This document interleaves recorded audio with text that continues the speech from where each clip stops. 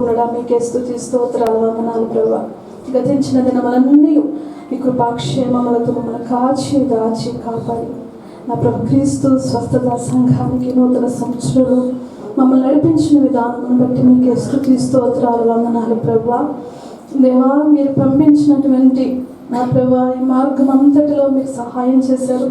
నా ప్రభా నీ చిత్తం ఏదైతే ఉందో దాన్ని మా పక్షంగా నెరవేర్చి సమస్తమైన మహిమ ఘనత ప్రభావములు మీరు మాత్రమే ఆరోపించుకోండి. ఎవ్వరికి కాదు ప్రభా, కేవలం మా అందరి నిమిత్తమే మీరు మాత్రమే మహిమ ఘనత ప్రభావములు ఆరోపించుకోండి ప్రభా. నా తండ్రి సాక్ష్యంలోనూ వాక్యము ద్వారా కూడా మీరు మాతో మాట్లాడి మహిమ ఘనత ప్రభావములు ఆరోపించుకోండి. మన యేసయ్య శ్రేష్టమైన నామములో ఈ ప్రార్థన అడిగి వేడుకుంటున్నాం ఆ పరమ తండ్రి. అందరికీ వందనాలండి. సాక్ష్యం ఏంటంటే, మేము 12 సంవత్సరాల క్రితం పాస్పోర్ట్ చేయించుకున్నాము ఇలా రావాలని. అయితే సమకూడలేదు. అయితే పాస్పోర్ట్ చనిపోయింది, డేట్ అయిపోయి. తర్వాత నాన్నగారు అన్నది ఇలా విజిటింగ్ వీసా తీశారు, మీరు రావాలని అంటే మాకు అక్టోబర్ నెలలో చెప్పారు. అయితే కొంచెం అశ్రద్ధ చేశాము ఆ విషయంలో. తర్వాత ఇంకా మళ్ళా కొంచెం వెళ్దాం సరే అని ఒక తీర్మానం తీసుకుని పాస్పోర్ట్ వెళ్ళేసరికి అక్కడ డేట్లు తేడా వచ్చినాయి అనమాట. సో ఆధార్ కార్డు పాస్పోర్ట్కి డేట్లు తేడా వచ్చినాయి. అయితే ఇది అసాధ్యం అని చెప్పారు.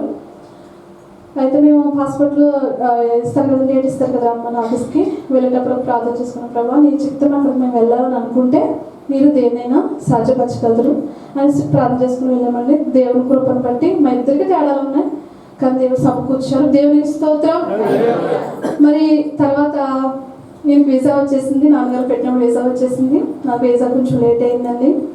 మరి ఎవరైనా వీసా అన్నీ చూసుకుని టికెట్స్ తీసుకుంటారు కదా, అన్నీ చూసుకుని టికెట్స్ తీసుకుంటారు. గొప్ప అద్భుతం ఏంటంటే నాకు వీసా రాకుండా టికెట్స్ తీసేసారు. దేవునికి స్తోత్రం. అయితే బస్సులో ఉండగా నాన్నగారు చెప్పారు మా వీసా రాలేదు అనేసి. ఇంకా ఒక 2 hours 1 hour దిగిపోతాం, ఇంకా హైదరాబాద్ అనిపించుకొని చెప్పారు నాన్నగారు.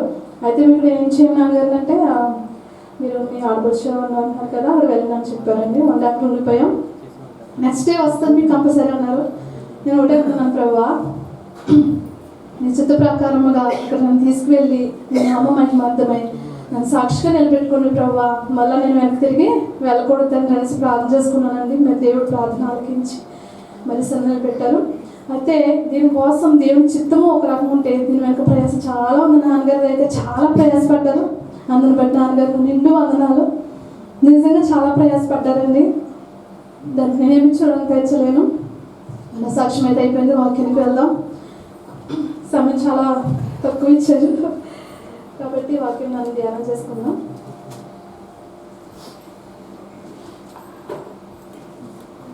వాక్య అంశం ఏంటంటే, మనం ఏదైనా ఎదుటి వారికి ఒక మేలు చేస్తే దాని ప్రతిఫలం మనం మేలు చేసిన వారు మనం తిరిగి మేలు చేసే పరిస్థితుల్లో ఉండకపోవచ్చు, కానీ ఆ ప్రతిఫలం మనం ఎవరి దగ్గర నుంచి పొందుకున్నామంటే దేవాదేవుని దగ్గర నుంచి ఖచ్చితంగా పొందుకుంటాం.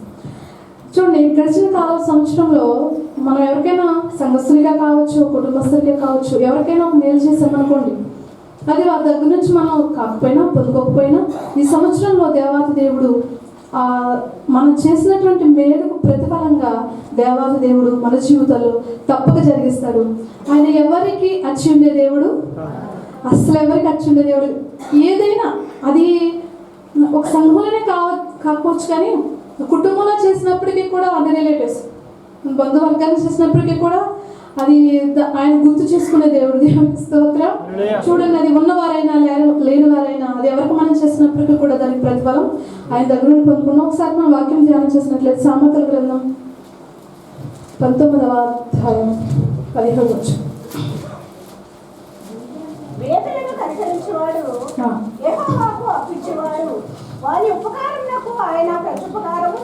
దేవునికి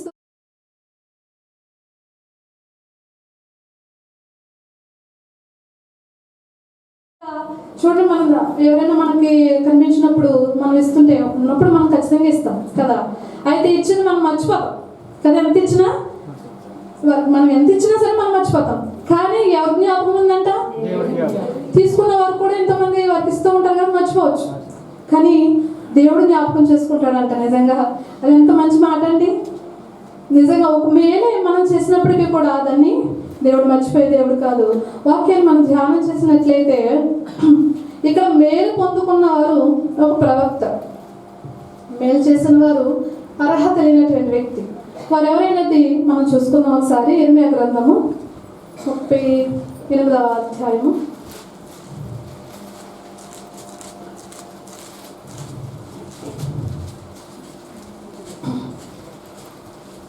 ఇర్మీయా గ్రంథం 38వ అధ్యాయం మొదటి నుంచి మనం కొన్ని వచనాలు చేయాలి.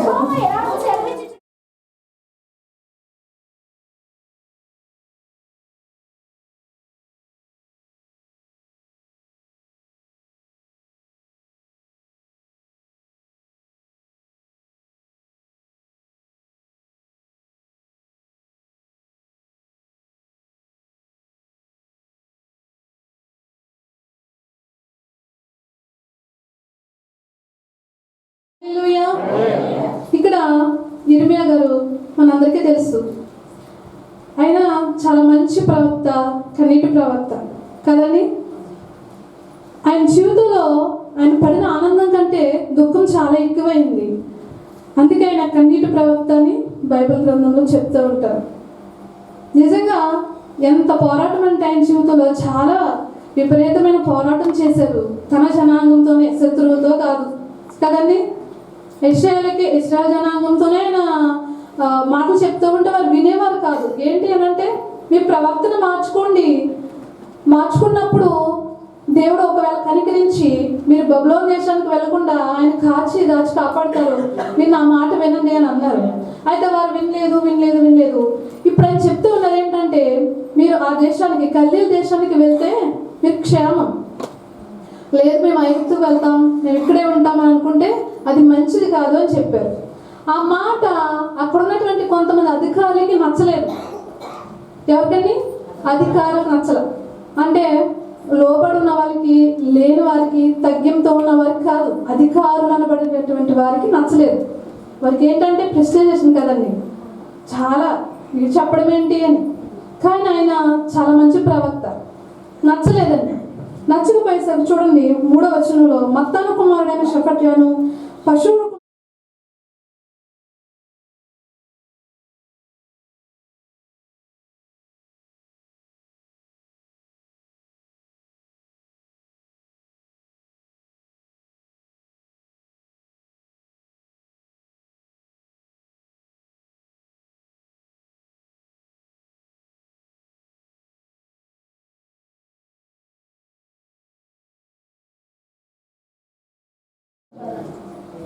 ఏమన్నారంటే మరణ శిక్ష విధించాలి. ఈయన ఏమన్నారంటే, మేలు కోరట్లా, బలహీన పరిచేస్తున్నాడు. మీకు మరణం వస్తుంది, నా మాట వినండి, నా మాట వినండి. అది నిజమే చెప్తున్నారంటే కొంతమంది నిజం చెప్తే నమ్మరండి. అంటే ఎంతసేపు మీకు మంచిగా జరుగును కాక అంటే వారి ప్రవర్తన బాగున్నా బాగోకపోయినా అది ఏదైనా ఖచ్చితంగా చెప్పాలా, ఆయన ప్రవక్త కదండి. మన ప్రవర్తన మంచిగా ఉందనుకోండి, చాలా మంచిగా ఉందని చెప్పాలి. బాగోలేదనుకోండి, బాగోలేదని చెప్పాలి, అదే మంచిది. అంతేగాని బాగున్నా బాగోకపోయినా పొగడతలతో నింపేస్తే అది మంచి ప్రవక్త కాదు, అసలు కాదు. అది దేవుని మాట కాదు. దేవుడు ఏం చెప్తారు? మంచిగా ఉన్నట్లయితే మంచిగా చెప్తారు, చెడుగా ఉన్నట్లయితే చెడుగా చెప్తారు. అది దేవుని మాట, అది మనం నమ్మాలి. దేవునికి స్తోత్రం. చూడండి, ఈయన ఏ మాట ప్రకటన చేస్తున్నారు అంటే, వీళ్ళకి మంచి మాట ప్రకటన చేస్తుంటే వీళ్ళు అనుకుంటున్నారు బలహీనపరుస్తున్నాడు. ఎంతసేపు మరణం వస్తుందని చెప్తున్నాడు, మీకు క్షేమము కాకుండా క్షేమం వస్తుందని చెప్తూ ఉన్నాడు. కాబట్టి ఈయన మాట మంచిగా లేదు, మరణం బెటర్ వీనికి అని చెప్తున్నారు అనమాట. అసలు ఎవరి కోసం అండి అని చెప్పేది? ఆయనకి ఫ్యామిలీ లేదండి కదా, ఆయనకి వివాహం కాలేదు, ఒక కుమారుడు కుమార్తె అయినా ఆయనకి లేరు. మరి ఎవరి కోసం చెప్తున్నారు? ఈ కన్నీరంతా ఎవరి కోసం? తన ప్రజల కోసమే కదా. వారు అర్థం చేసుకోలేదు. అసలు అర్థం చేసుకోకుండా చూడండి చెప్పి 5వ వచనంలో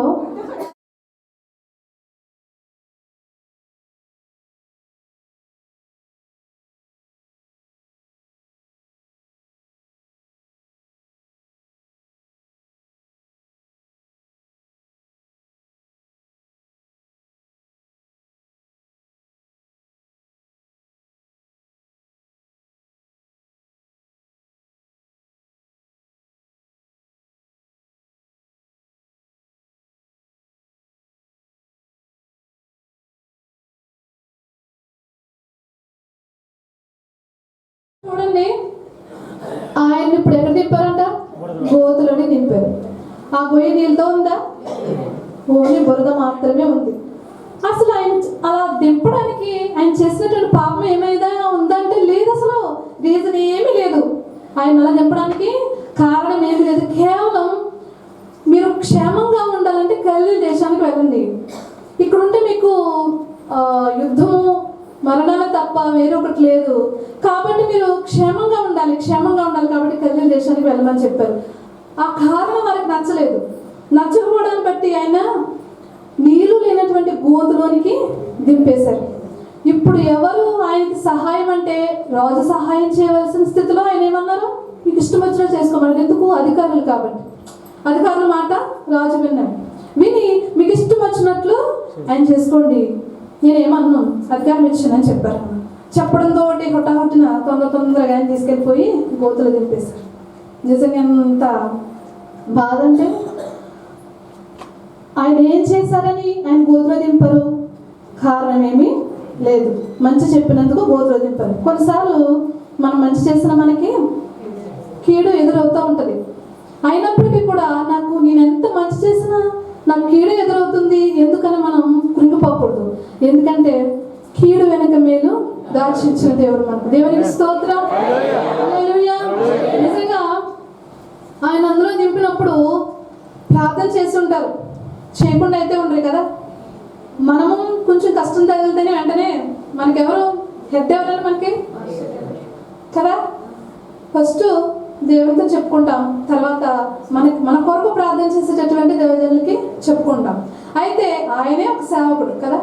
ఇప్పుడు ఉదాహరణకి ఏమంటాం, సేవకులే ఏదైనా శ్రమలో ఉన్నారనుకోండి, వారు ప్రార్థనలో లేరనుకుంటాం, వారు విశ్వాసంలో లేరనుకుంటాం, అందుకని శ్రమలు వచ్చినాయి.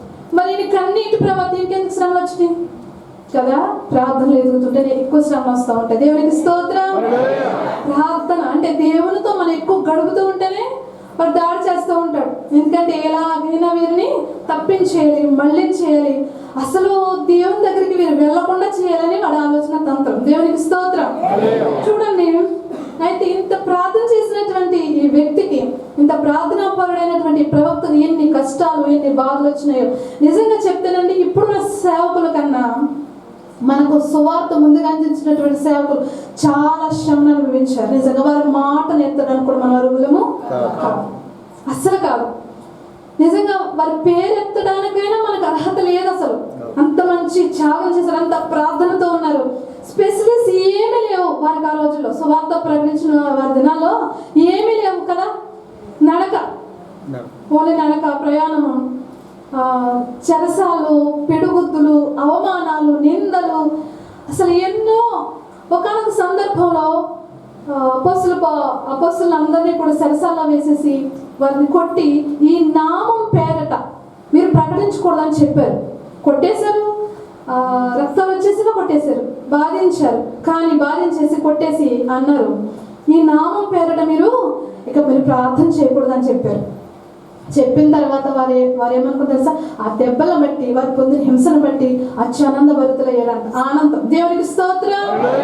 ప్రభు మన నిమిత్తం ఎన్నో దెబ్బలు తిన్నారా, ఎన్నో శ్రమను అనిపించాడు. అయితే ఆ శ్రమలలో మనకు కొంచెం పాలి భాగస్తులమయ్యాం, మనకు దెబ్బలు కొట్టారు, మన రక్తం కూడా కళ చూశారు. కాబట్టి ఆయన శ్రమలలో మనం పాలి భాగస్తులమయ్యాం. ఎంత ఆనందంగా మనకన్నారు. దేవునికి స్తోత్రం. దేవుని నామం నిమిత్తమై మనకి ఏదైనా చిన్న అవమానం కలిగినప్పుడు, దేవుని నమ్ముకుంటే ఇన్ని శ్రమలు వస్తాయనుకుంటే ఎందుకు వచ్చిందిలే అనుకుంటాం. అస్సలు అనుకోకూడదు. నిజంగా తిరుగులేని బహుమానం ఇస్తాడని దేవుడు మనకు. దేవునికి స్తోత్రం కదండి. ఈ లోకంలో ఏదైనా చిన్న పని చేసినప్పుడు చిన్న బహుమానాలకి మనం ఆనందపడిపోతాం కదా.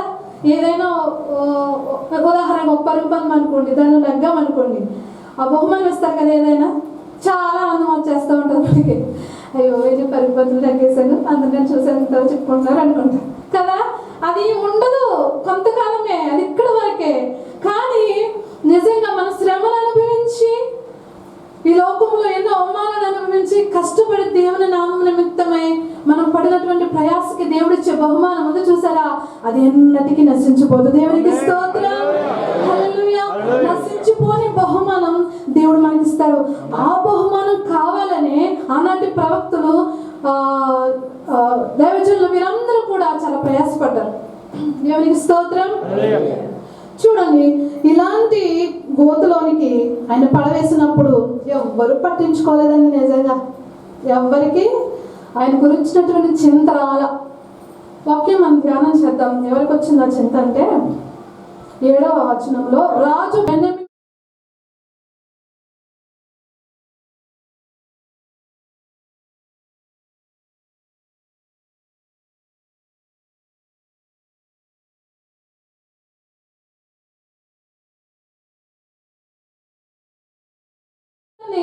ఎవరికి వచ్చిందంటే ఇర్మియాను కూర్చున్నటువంటి బాధ షణ్ణుడు అబెద్మెలెకు అనే అతనికి వచ్చింది. షణ్ణుడు అనగా ఎన్నికలైనటువంటి వ్యక్తులు, నపుంసకులుగా ఉన్నటువంటి వారు, ఎన్నికలైనటువంటి వారుగా ఉంటారు. ఒకసారి వాక్యం మనం ధ్యానం చేసినట్లయితే షణ్ణుని గురించి ఒక చిన్న మాట యెషయా గ్రంథంలో అని రాయించారు. 56వ అధ్యాయం, యెషయా గ్రంథం 56వ అధ్యాయం.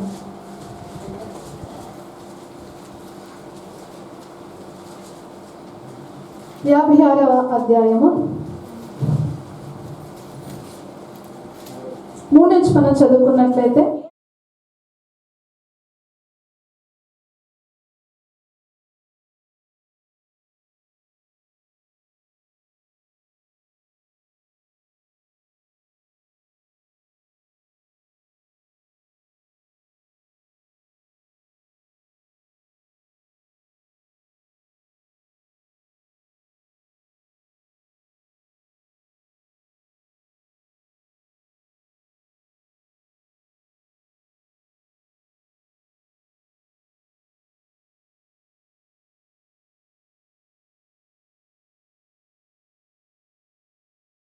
జీవం ఉంటుందండి. అంటే వారు బ్రతుకుతూ ఉన్నారు కానీ వారి జీవితంలో విలువ లేదు. అందుకనే నేను ఎండిన చెట్టు లాంటి వాడిని. చాలా మంది కుటుంబాల్లో స్త్రీలైనా పురుషులైనా విలువ ఇవ్వవలసిన సమయంలో విలువ ఇవ్వలేదు అనుకోండి. ఫ్యామిలీ మెంబర్స్ అంటే ఒక తల్లి ఉంది, ఆయన భర్తే కావచ్చు, వారి పిల్లలే కావచ్చు, వారి కుటుంబ సభ్యులే కావచ్చు, ఎవరైనా ఆమెకి విలువలు ఇవ్వలేదు అనుకోండి. ఉదాహరణకి ఎంత బాధగా ఉంటుందండి. స్త్రీ కష్టపడుతూనే ఉంటుంది కదా, తన ఫ్యామిలీ మెంబర్స్ కోసం ఆలోచన చేస్తూనే ఉంటుంది. అలాగే భర్తగా ఉన్నటువంటి యజమానుడు కూడా సేమ్ అలాగే ఆలోచన చేస్తూ ఉంటారు. వారెంత కష్టపడినా వారి జీవితంలో వారి కుటుంబస్తులు విలువలు ఇవ్వలేదు అనుకోండి, నేను ఎండిన చెట్లు అంటున్నాను అనుకుంటాను కదా. నేను ఎంత కష్టపడినా నాకు విలువ లేదు కాబట్టి ఎందుకు నా బ్రతుకు నేను కష్టపడుతున్నాను, కానీ పెడతాను బిడ్డలకి, కానీ వారు నాకు విలువలు ఇవ్వట్లేదు, ఎందుకు పనికిరాను కదా అని వారు కష్టపడుతూనే ఉంటారు, బాధపడుతూనే ఉంటారు. దేవునికి స్తోత్రం కదండి. మీరు జీవితం అంట ఎండిన చెట్లు లాంటిదంట. అయితే వారి ఫ్యామిలీ మెంబర్స్ ఎవరు పట్టించుకోకపోయినా, వారికి విలువలు ఇవ్వకపోయినా దేవుడు ఏమంటున్నాడు చూసారని ఒకసారి వాక్యం ధ్యానం చేసినట్లయితే, వారికి మంచి పేరు పెడతానంటున్నాడండి. ఏంటంటే కొడుకులు కూతుళ్ళు అని అనిపించుకున్నట్టు కంటే శ్రేష్టమైన పేరు వారికి పెట్టుచున్నాను. దేవునికి స్తోత్రం, హల్లెలూయా. ఈ లోకంలో మనకి ఎవ్వరు విలువిచ్చినా ఇవ్వకపోయినా దేవుడు మనల్ని ఏమంటున్నారండి, కుమారుడు కుమార్తె. సరిపోదు కదండి మనకి, ఇంకేదో అవసరం లేదు అసలు. ఈ లోకంలో ఎన్ని లేకపోయినా, మనిషి విలువిచ్చినా విలువ ఇవ్వకపోయినా, ఆయన మనల్ని నా కుమార్తె నా కుమారుడు అని పిలిస్తే సరిపోద్ది. హల్లెలూయా. ఇంకా ఈ లోకంలో ఎంతమంది మనకు ఒక దగ్గర మనల్ని ప్రేమించేసినా తను మించిందండి. ఏది దేవుడు కుమారుడు కుమార్తె అని పెంచుకునేది చాలా మించినది. మనుషులు ఎంతమంది ప్రేమించినా దేవుడి దగ్గర నుండి వచ్చినటువంటి ఆ మాట కుమారుడా కుమార్తె అనిపించుకున్న మాట చాలా శ్రేష్టమైంది. అదే మనకు కావాలి. దేవునికి స్తోత్రం, హల్లెలూయా, హల్లెలూయా. చూడండి ఇక్కడ సరిగా ఈ వాక్యానికి వెళ్ళిపోదాం మనం. యెరెమీయా గ్రంథంలోకి వచ్చేయండి. రాజు బెన్యామీను ద్వారంలో కూర్చున్నట్టుగా రాజు ఇంటిలోని కుషుడగు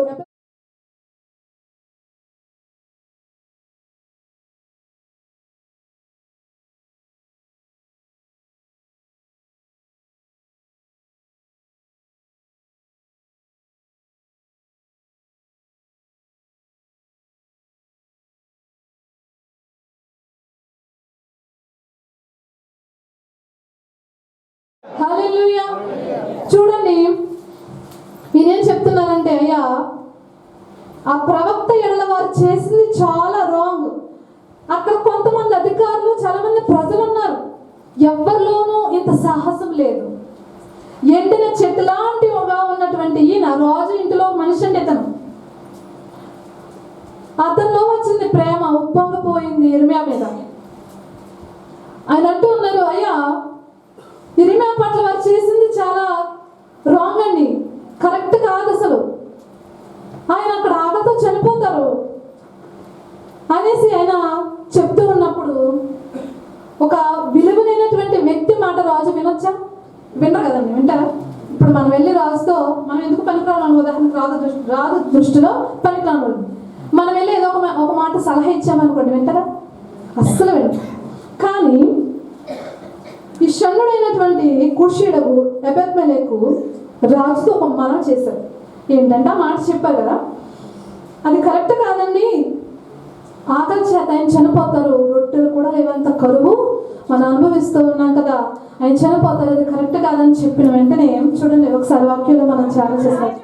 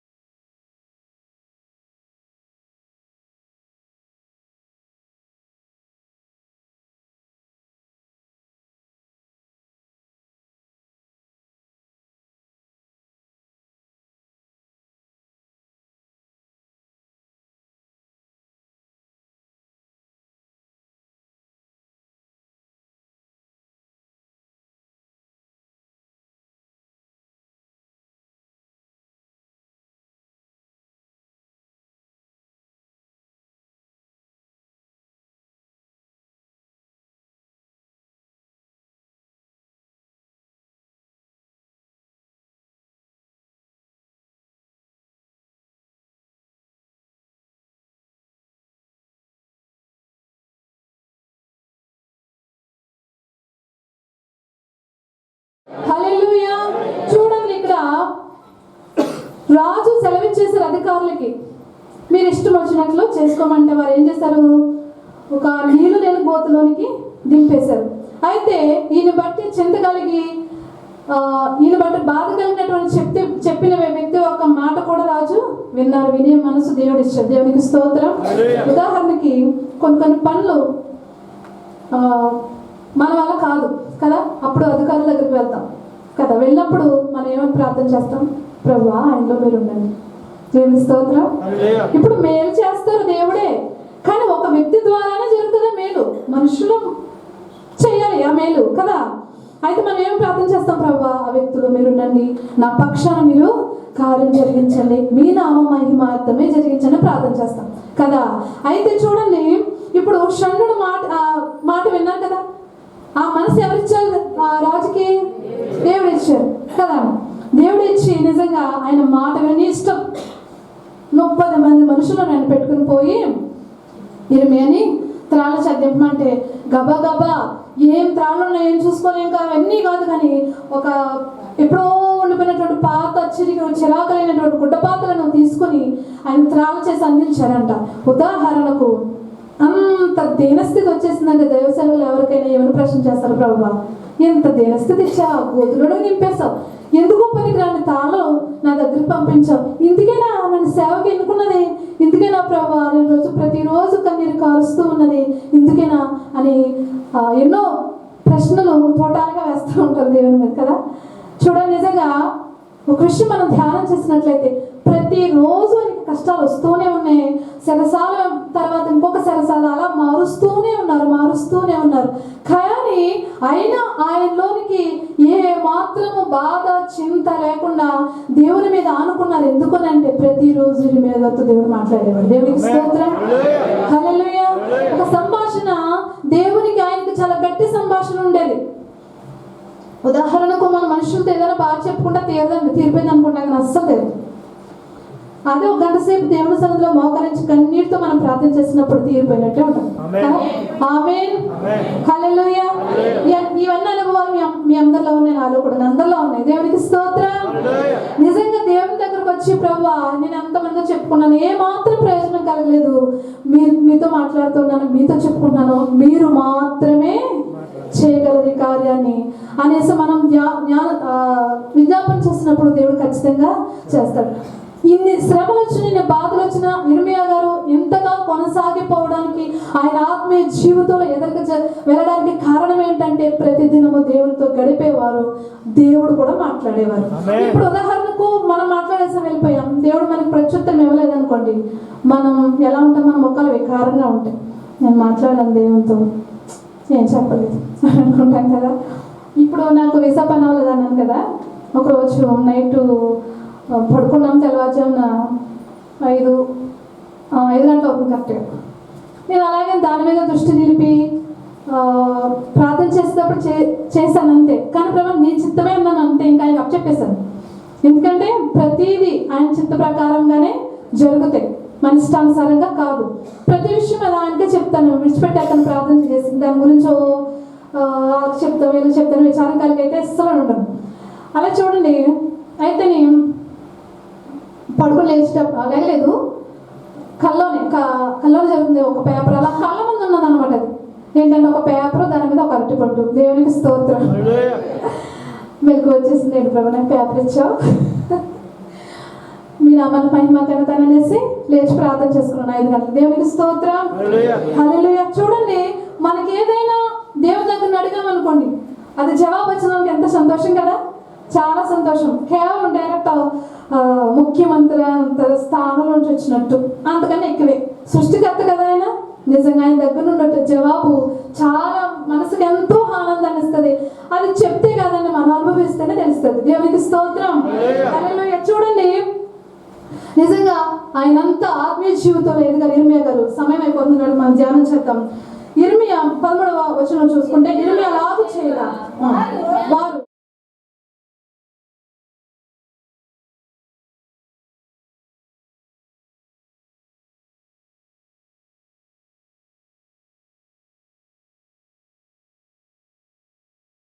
ఇర్మియా గారు, దేవుని నామానికి మహిమ కలుగును గాక, హల్లెలూయా. ఎన్నో సార్లు ఉన్నారండి గోతులో. నిజంగా చూడండి, ఒక మాట సెలవిచ్చాను, నేను వివాహం చేసుకోవాలని చెప్పాను కదా, దేవుడే చెప్పాడు వివాహం చేసుకోవద్దని. ఎందుకు అనంటే, మరి వివాహం చేసుకోవద్దన్నావు కదా ప్రభు, ఎందుకని మనిషి అడుగుతా కదా, ఉదాహరణ అడుగుతాం కదా, ఎందుకు ప్రభు చేసుకోవద్దన్నావు అని అంటే ఆయన మాట చెప్పారు. రాబోయే రోజుల్లో ఈ దేశానికి ఘోరమైన యుద్ధం జరుగుతుంది. తండ్రులు, తల్లులు, పిల్లలు ఒకరికొకరికి సంబంధం ఉండదు, వారు మరణిస్తారు. అందుకే నేను వివాహం చేసుకోవద్దని చెప్తున్నాను అన్నారు. దానికి లోపడ్డారండి ఆయన. దేవునికి స్తోత్రం, హల్లెలూయా. అయితే వివాహం చేసుకోవద్దని చెప్పి పొలం కొనుక్కోమన్నారండి ఆయన. దేవుడు ఒక స్థలం కొనుక్కోమని చెప్పారు. ఒక మాట ఆ విషయం జ్ఞాపకం చేసుకుందాం. ఇర్మియా గ్రంథము 32వ అధ్యాయం.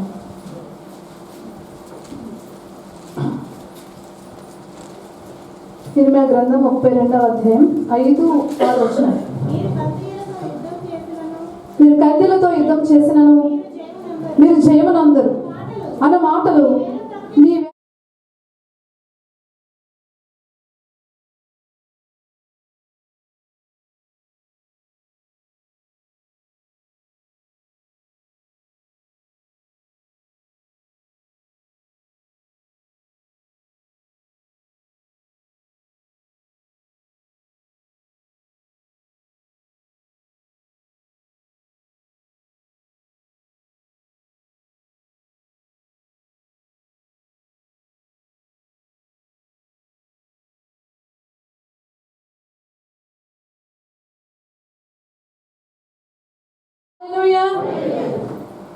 ఇర్మియా గారు ఈ మాట చెప్పే మంది ఎక్కడున్నారు?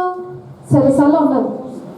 చెరసాల్లో ఉంటే దేవుడు చెప్తున్నాడు, ఒక స్థలం కొనుక్కో, హనమేలు నీ బంధువు, అతను వచ్చి నా బంధువు ధర్మ ప్రకారం నీవే దాన్ని కొనుక్కోవడానికి అర్హుడు, దాన్ని కొనుక్కోమని చెప్తాడు. చెప్పి నువ్వు దాన్ని కొనుక్కోవాలని చెప్తాడు. చెప్తే అప్పుడు సరే అయిపోయింది ఆయన విన్నారు.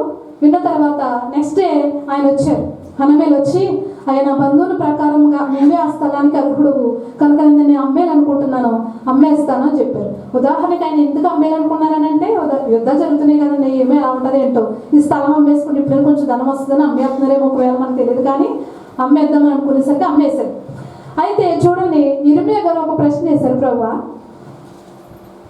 యుద్ధం జరుగుతుందని పెళ్ళే చేసుకోవద్దాను, వివాహం కూడా వద్దాను, పిల్లలు వద్దాను, మనకి పొలం ఎందుకు నాకు అని అంటే, మరలా తిరిగి మన 70 సంవత్సరాలకి వస్తారు, వచ్చిన తర్వాత ఎవరి పొలాలు వారికి కొలవబడతాయి, అందుకే తీసుకోమంటున్నాను అన్నారు. దేవునికి స్తోత్రం, హల్లెలూయా.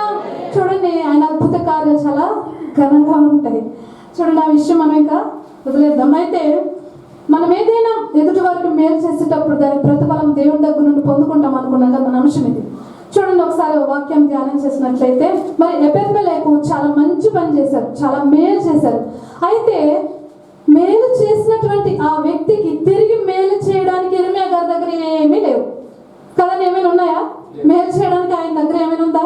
కృతజ్ఞత కలిగి నువ్వు నా జీవితంలో గోతులో ఉండగా నన్ను విడిపించావయ్యా అని ఏదైనా చెప్పడానికి కూడా ఆస్కారం లేదు, కృతజ్ఞత చెప్పుకోవడానికి కూడా లేదు.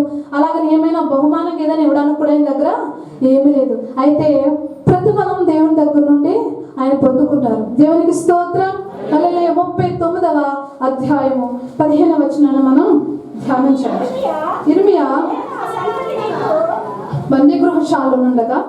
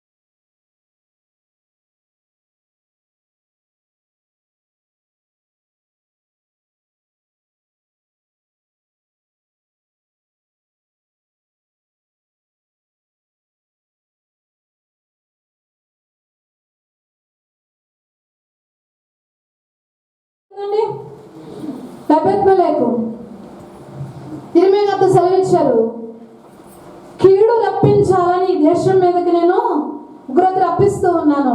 అయితే నిన్ను తప్పించినటువంటి ఎబెద్మెలెకుతో ఈ మాట చెప్పు. నేను తప్పించినటువంటి ఎబెద్మెలెకుతో ఈ మాట చెప్పు. ఏమిటి అంటే, ఆ దినమున నేను నిన్ను విడిపించెదను, నీవు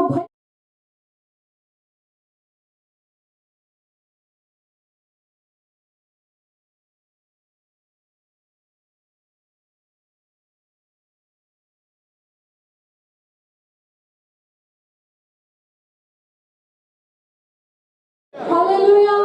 ఇది సరిపోద్ది కదండి. ఎబెద్మెలెకు చేసినటువంటి మేలు బట్టి సరిపోద్ది.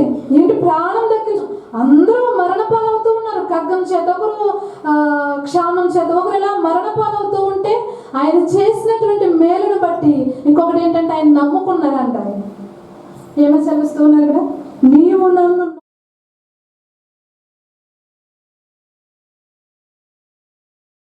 పరిస్థితులను ఎన్ని ఎదురొచ్చినా మనకి పరిస్థితులు వాటిని తారుబాటు చేసి ఆయన మనం నమ్ముకుంటే తప్పించే దేవుడు. దేవునికి స్తోత్రం. ఆయనకు మనం ఏమిచ్చి రుణం తీర్చలేమండి, నిజంగా ఏమిచ్చి రుణం తీర్చలేం. ఆయన చేసినటువంటి మేలును బట్టి చిన్న చిన్న సాక్ష్యాలు మనం చెప్పుకుంటాం, నాకు సమయం లేక, కానీ మనకు సమయం ఎన్ని గంటలైనా చెప్తాం ఆయన గురించి. దేవునికి స్తోత్రం. అన్ని అనుభవాలు మన జీవితంలో ఉన్నాయి కదా. అయితే చూడండి, మనం మేలు చేసామే, నేను మేలు పొందుకోలేదు అనుకుంటాం, కానీ నూతన సంవత్సరంలో మేలుకి అనేకమైన రెట్లు దేవుడు మన జీవితంలో మేలు చేసి మనందరి హృదయాలను తృప్తిపరచునుగాక. ఆమేన్. చూడండి, ఎబెద్మెలెకు జీవితంలో మేలు చేసినటువంటి దేవుడు ఆయన చేసినటువంటి వాగ్దానం ఏంటంటే, దోపుడు సొమ్ము దక్కించుకున్నట్లుగా నీ ప్రాణాన్ని దక్కించుకుంటావు. ఒకవేళ నీ చుట్టుముట్టలు వేసినప్పటికీ కూడా మాత్రం భయపడకు, నేను నీకు తోడుగా ఉన్నాను, నీవు నన్ను నమ్ముకున్నావు, నీ ప్రాణాలు దక్కించుకుంటావు అనేసి అబేద్మెలెకుతో చెప్పు ఇర్మియా అనేసి దేవుడు వాగ్దానం చేశాడు. చూడండి, ఈ నూతన సంవత్సరంలో మనకి ఎన్ని శ్రమలు, ఎన్ని ఇరుకులు, ఎన్ని ఇబ్బందులు వచ్చినప్పటికీ కూడా దోపుడు సొమ్ము దక్కించుకున్నట్లుగా మన ప్రాణాలు మనం దక్కించుకొని ఎన్నో శ్రమల నుండి విడిపింపబడి మేలుతో ఆయన మన జీవితాలను తృప్తిపరుస్తాడు. ఇది నిజమైన నమ్మి దేవాది దేవుని మహిమపరుద్దాం. దేవునికి స్తోత్రం, హల్లెలూయా. మేలుతో మీ జీవితాన్ని దేవాది దేవుడు నింపును గాక. ఆమేన్. నీ పరిశుద్ధ మాటలు దేవుడు దీవించి ఆశీర్వదించును గాక. సమయం ఇచ్చినటువంటి దేవాది దేవునికి, సంఘం అంతటికి, సేవలకు కూడా వందనాలు.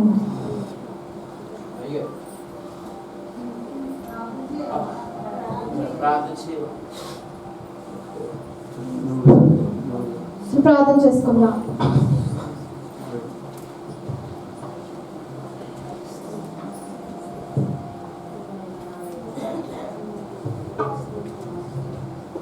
నేను చేయక నీవు ఉండలేవయ్యా, ఆరాధించక నేను ఉండలేవయ్యా. నేను చేయక నీవు ఉండలేవయ్యా, ఆరాధించక నేను ఉండలేవయ్యా. యేసయ్యా, యేసయ్యా, యేసయ్యా.